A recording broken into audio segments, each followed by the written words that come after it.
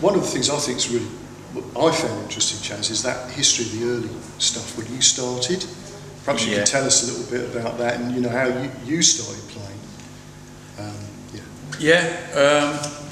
How I started, it's I enjoy doing that actually, and I'm always amazed when I'm on my way here. I thought, I shall do a little talk to them, and I always think, what if I'll start talking and then won't be able to think of anything? But once I start going, I could be here for like 3 or 4 hours if you don't stop me. But yeah, I usually start at the beginning, like I did today, how I started in music. My mum, she was a great piano player. She brought us up playing the piano. My dad died when I was really young. Wanted me to become a piano player or a musician. Wasn't interested until I heard Lonnie Donegan on the radio, and I said to my mum, I'd love to learn to play the guitar. Found out he played the old Martin guitar. So that's how I started anyway. I started off on guitar, and then piano and bass guitar came along later, but guitar got me started, and I still love playing the guitar to this day.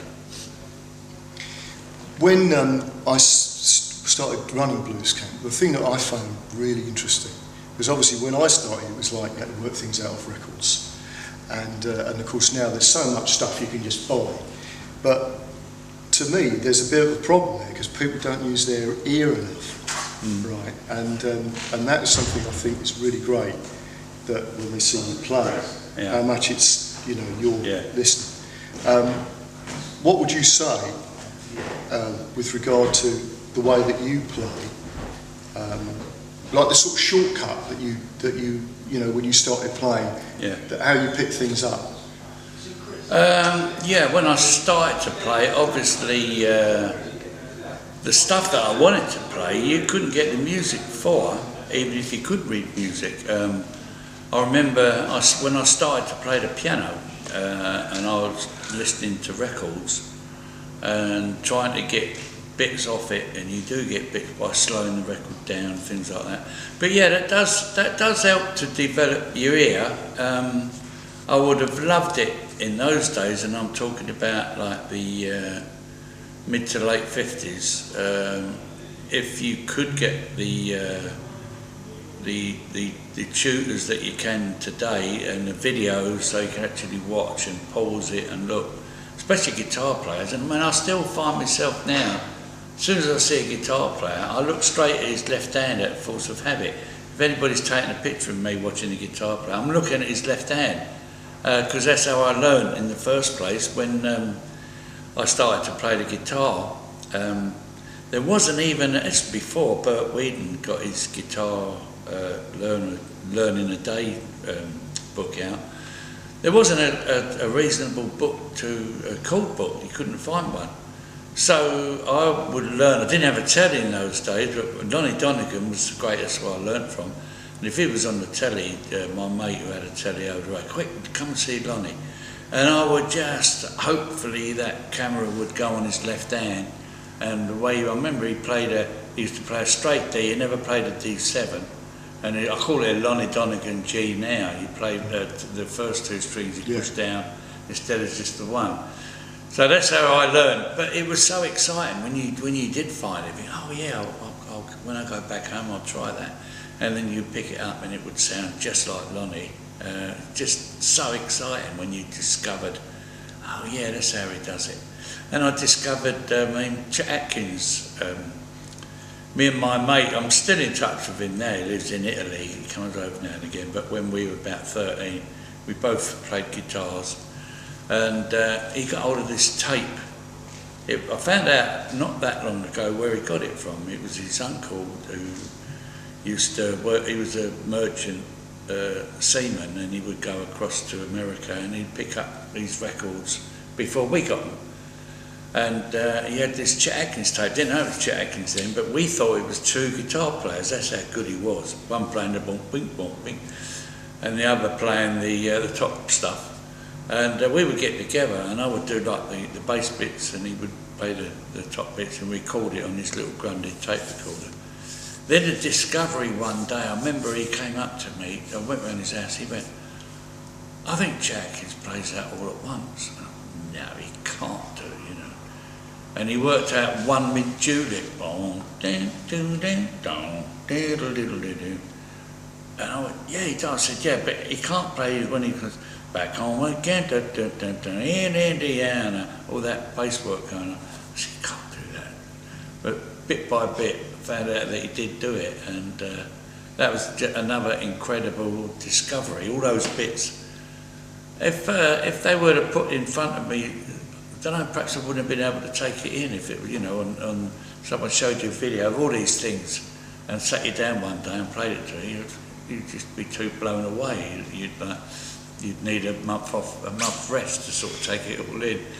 So discovering those bits, bit by bit, over the months, which seemed like years at the time, but in those days, a couple of months seemed like a couple of months. Today, it's a couple of months for some reason. It seems like a couple of days.